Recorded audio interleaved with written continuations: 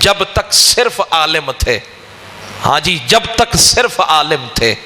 تو بڑے بڑے طالب علم آپ کی سواری کے پیچھے ہاتھ باندھ کے چلا کرتے تھے،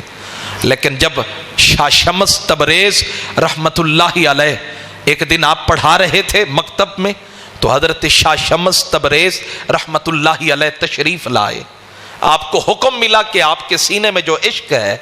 اس عشق کو اگر آپ کسی اور سینے میں منتقل کرنا چاہتے ہیں تو پھر وہاں جائیں، وہاں جلال الدین رومی ہے، وہ آپ کے عشق کے صحیح حقدار ہیں۔ تو شاہ شمس تبریز جاتے ہیں اور علامہ رومی رحمت اللہ علیہ بچوں کو پڑھا رہے ہیں اور وہاں ایک کلمی نسخہ پڑھا ہے،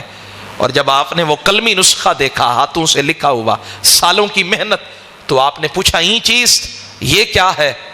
تو آگے سے علامہ رومی نے درویش سمجھا، آپ نے سمجھا ایک فقیر ہے، گدائے بے نوا ہے، اسے کیا پتا کہ علم کیا ہوتا ہے، یہ تو چوغا پہن کر آ گیا ہے، یہ تو درویش ہے صدائیں لگانے والا۔ آپ نے فرمایا تو نہ میدانی، تو نہیں جانتا، جاؤ فقیر تم اپنا کام کرو،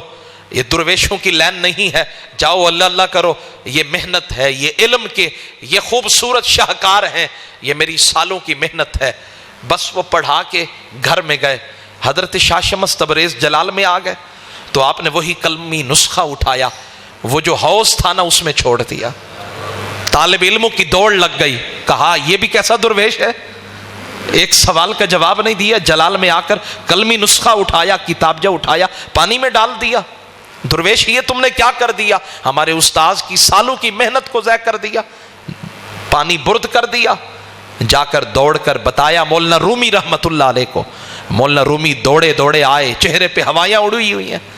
کہا درویش یہ کیا کر دیا ہے، میری ساری محنت غارت کر دی، میرے سارے علم پہ پانی پھیر دیا۔ آپ زیر لب مسکرائے، پانی میں ہاتھ ڈالا، کتاب نکالی،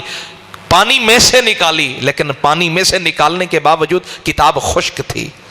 ایک ورق بھی پانی کے اندر گیلا نہیں ہوا تھا۔ رومی رحمت اللہ علیہ کی آنکھیں پھٹ گئی، کہا یہ چیز یہ کیا ہے؟ آپ نے فرمایا تو نہ میدانی، تو بھی نہیں جانتا،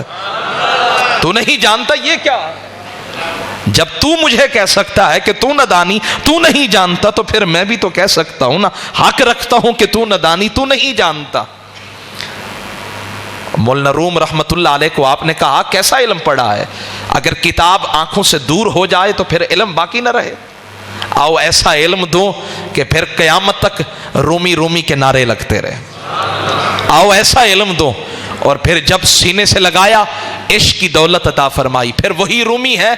شاہ شمس تبریز کی گٹھڑی اٹھا کر ان کی سواری کے پیچھے پیدل چل رہے ہیں۔ کیا ٹھاٹ باٹ تھی، کیا شاہانہ عشق تھا، کیا جمال تھا، کتنی ٹھاٹ باٹ اور علم اور طالب علم اور آپ کے خدام ہوا کرتے تھے، یا پھر عشق جب وہ سینے میں آیا، عشق دیاں اگاں لائیاں نہیں جاندیاں، لگ جان پھر بجھایا نہیں جاندیاں، عشق دے اصول وکھرے اتھے او کتاباں پڑھایا نہیں جاندیاں۔ جنہیں عشق نصیب ہو جائے، جنہیں محبوب کے راستے میں چلنا نصیب ہو جائے، پھر وہ ظاہری حالت، گداگری، ان تمام چیزوں سے بے نیاز ہو جاتے ہیں، پھر وہ اس کے بن جاتے ہیں، ان کا ہر حال اعلیٰ ہوتا ہے، ان کی ہر ادا اعلیٰ ہوتی ہے، پھر وہی رومی ہے، ساری چیزیں بھول گئے، پڑھانا بھول گئے، شاہ شمس تبریز کے پیچھے گٹھڑی اٹھا کر چل رہے ہیں، جہاں جہاں شاہ شمس تبریز کی سواری جاتی ہے مولانا روم پیچھے پیچھے پیدل چلے جا رہے ہیں۔ لوگوں نے کہا کیا ہو گیا رومی، کیا ہو گیا، تم تو بڑے بھلے مانس تھے، کہا تمہیں پتہ